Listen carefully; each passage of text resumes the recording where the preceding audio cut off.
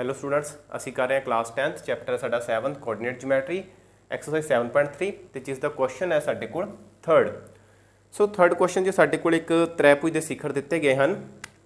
ਸੋ ਜੋ ਸਿਖਰ ਹਨ ਸਾਡੇ ਕੋਲ ਕੀ ਹਨ? ਤ੍ਰੈਭੁਜ ਦੇ ਸਿਖਰ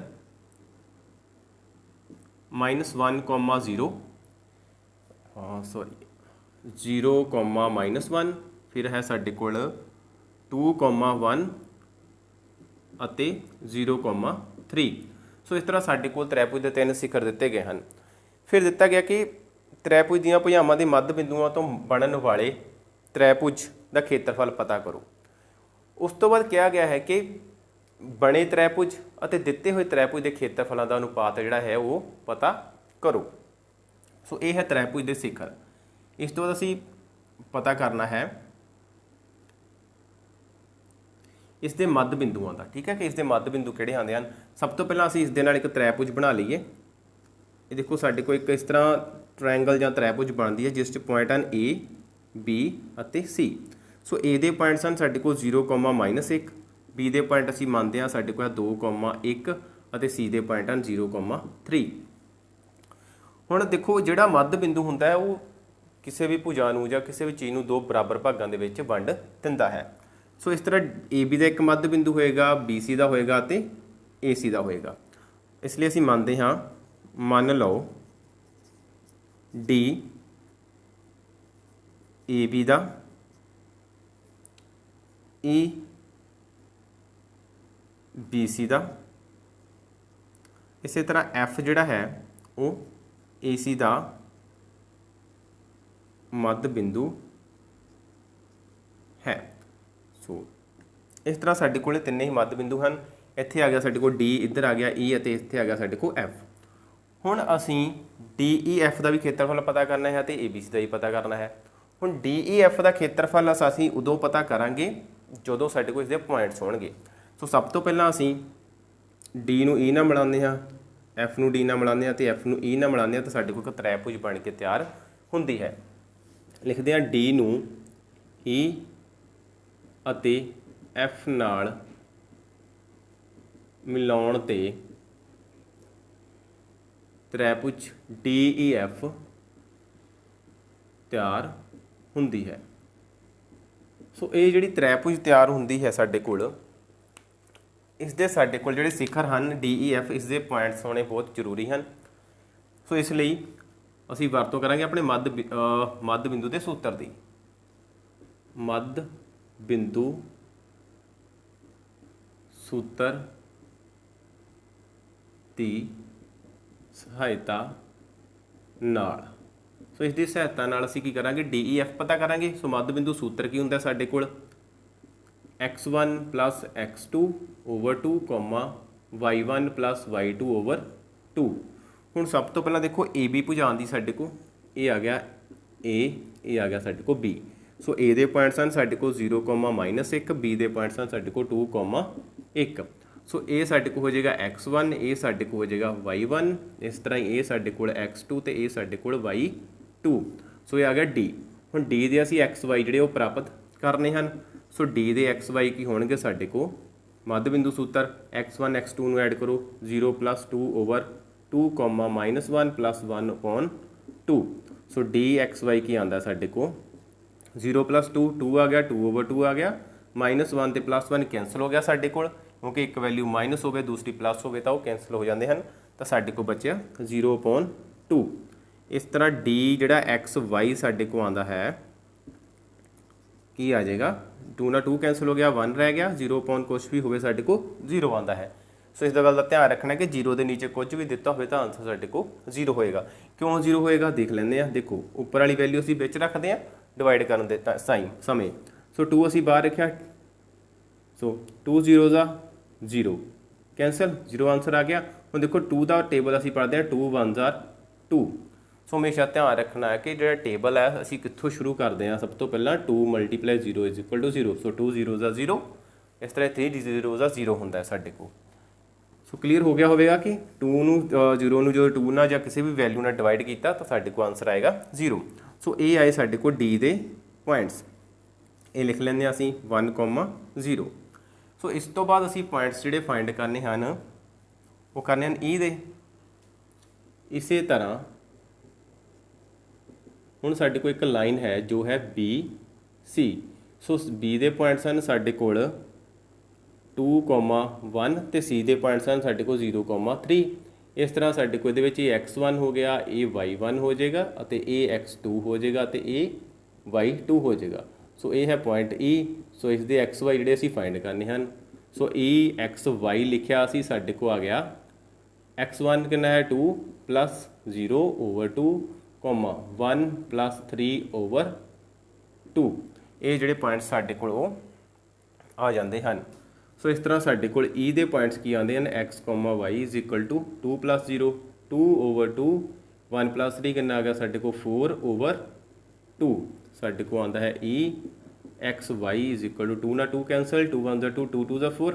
ਸੋ ਦੋਵੇਂ ਕੈਂਸਲ ਹੋ ਗਏ, ਸਾਡੇ ਕੋਲ ਰਹਿ ਗਿਆ 1। ਇੱਧਰ ਸਾਡੇ ਕੋਲ 2/1। ਸੋ ਜਦੋਂ ਵੀ 1 ਜਿਹੜਾ ਕਿਸੇ ਦੇ ਵੀ ਨੀਚੇ ਆਉਂਦਾ ਹੈ ਤਾਂ ਸਾਡੇ ਕੋਲ ਜਿਹੜਾ ਉੱਪਰ ਨੋਮੀਨੇਟਰ 'ਚ ਪਈ ਹੁੰਦੀ ਹੈ ਸੰਖਿਆ ਜਾਂ ਅੰਸ਼ 'ਚ ਪਈ ਹੁੰਦੀ ਹੈ, ਆਂਸਰ ਸਾਡੇ ਕੋਲ ਉਹੀ ਰਹਿ ਜਾਂਦਾ ਹੈ। ਮੀਨਸ ਕਿ 2/1, 3/1। ਸੋ 2/1 2 ਆ ਜਾਏਗਾ, 3/1 3 ਆ ਜਾਏਗਾ। ਠੀਕ ਹੈ, ਉੱਪਰ ਵਾਲੀ ਵੈਲਿਊ ਹੀ ਰਹਿ ਜਾਏਗੀ। ਸੋ ਇਹ ਆ ਗਿਆ ਸਾਡੇ ਕੋਲ 2। ਸੋ ਪੁਆਇੰਟਸ ਆ ਗਏ ਸਾਡੇ ਕੋਲ 1,2। ਸੋ ਇਹ ਆ ਸਾਡੇ ਕੋਲ ਇਹਦੇ ਪੁਆਇੰਟਸ। ਫਿਰ ਅਸੀਂ ਇਸੇ ਤਰ੍ਹਾਂ ਅਸੀਂ F ਦੇ ਪੁਆਇੰਟਸ ਫਾइंड ਕਰਾਂਗੇ ਤੇ ਲਾਈਨ ਸਾਡੇ ਕੋਲ ਬਣ ਜਾਏਗੀ AC। ਸੋ A ਦੇ ਪੁਆਇੰਟਸ ਹਨ ਸਾਡੇ ਕੋਲ 0,-1, C ਦੇ ਪੁਆਇੰਟਸ ਸਾਡੇ ਕੋਲ ਹਨ 0,3। ਸੋ ਪੁਆਇੰਟ F ਜਿਹੜਾ ਇਸ ਦੇ ਵਿਚਕਾਰ ਆਉਂਦਾ ਹੈ ਸਾਡੇ ਕੋਲ ਮਿਡ ਪੁਆਇੰਟ ਹੈ। ਸੋ F ਦੇ ਅਸੀਂ XY ਜਿਹੜੇ ਨੇ ਉਹ ਫਾइंड ਕਰਨੇ ਹਨ। ਸੋ Fx, y = ਆ ਗਿਆ ਸਾਡੇ ਕੋਲ 0+। ਸੋ ਇਹ ਸਾਡੇ ਕੋਲ x1, ਇਹ ਸਾਡੇ ਕੋਲ y1, ਇਹ ਸਾਡੇ ਕੋਲ x2 ਅਤੇ ਇਹ ਸਾਡੇ ਕੋਲ y2। ਸੋ 0 + 0/2, -1 + 3/2। ਸੋ ਇਹ ਸਾਡੇ ਕੋਲ Fx, y = ਆ ਗਿਆ ਸਾਡੇ ਕੋਲ 0 + 0, 0/2, -1 + 3। ਸੋ ਮਾਈਨਸ ਪਲੱਸ ਮਾਈਨਸ ਹੋ ਗਿਆ ਸਾਡੇ ਕੋਲ ਆ ਗਿਆ 2/2। ਸੋ 2 ਨਾਲ 2 ਕੈਂਸਲ ਹੋ ਗਿਆ ਸਾਡੇ ਕੋਲ। ਤਾਂ ਇਸ ਤਰ੍ਹਾਂ ਸਾਡੇ ਕੋਲ ਜੋ F ਦੇ ਪੁਆਇੰਟਸ ਆਏ XY ਉਹ ਆ ਗਏ ਸਾਡੇ ਕੋਲ 0/2। ਕੁਛ ਵੀ ਹੋਵੇ ਸਾਡੇ ਕੋਲ ਆਂਸਰ ਕੀ ਹੋਏਗਾ ਸਾਡੇ ਕੋਲ ਉਹ 0 ਹੋਏਗਾ, ਨਾਲ ਆ ਗਿਆ ਸਾਡੇ ਕੋਲ 2 ਨਾਲ 2 ਕੈਂਸਲ ਹੋ ਗਿਆ, 1 ਰਹਿ ਗਿਆ। ਸੋ ਇਹ ਆ ਗਿਆ 0,1। ਸੋ ਇਸ ਤਰ੍ਹਾਂ ਸਾਡੇ ਕੋਲ ਜਿਹੜੀ DEF ਨੂੰ ਮਿਲਾ ਕੇ ਤ੍ਰੈਭੁਜ ਬਣਦੀ ਸੀ ਉਹ ਪੁਆਇੰਟਸ ਜਿਹੜੇ DEF ਸੀ ਮੱਧ ਬਿੰਦੂ ਸੀ ਤ੍ਰੈਭੁਜ ABC ਦੇ, ਉਹਨਾਂ ਦੇ ਜਿਹੜੇ ਪੁਆਇੰਟਸ ਨੇ ਸਾਡੇ ਕੋਲ ਫਾइंड ਹੋ ਚੁੱਕੇ ਹਨ, ਜੋ ਸਾਡੇ ਕੋਲ ਇਹ ਗਿਵਨ ਦਿੱਤੇ ਗਏ ਹਨ। ਠੀਕ ਹੈ, ਜੋ ਅਸੀਂ ਫਾइंड ਕੀਤੇ ਹਨ, ਸੌਰੀ। ਸੋ ਹੁਣ ਅਸੀਂ ਇਸ ਤੋਂ ਬਾਅਦ ਕੀ ਕਰਨਾ ਹੈ ਵੇਖਦੇ ਹਾਂ।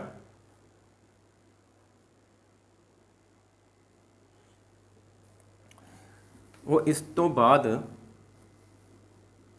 ਸਾਨੂੰ ਕਿਹਾ ਗਿਆ ਹੈ ਜੋ ਪਤਾ ਕਰਨਾ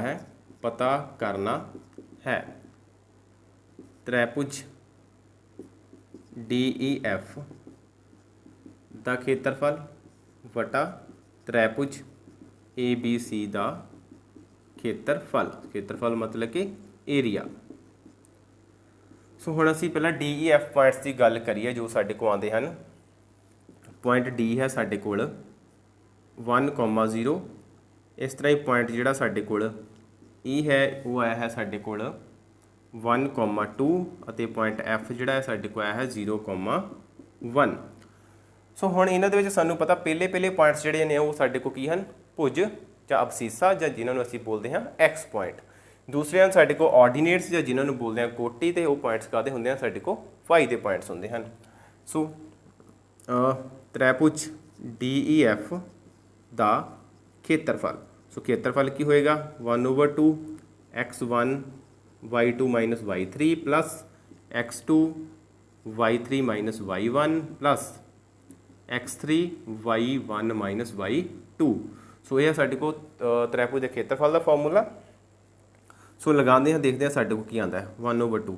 ਸੋ ਸਾਰੇ ਪਹਿਲੇ ਪੁਆਇੰਟ ਸਾਡੇ ਕੋਲ ਕੀ ਹਨ x ਦੇ। ਠੀਕ ਹੈ, ਪਹਿਲੇ ਦੇ ਵਿੱਚ x1 ਫਿਰ x2 ਫਿਰ x3।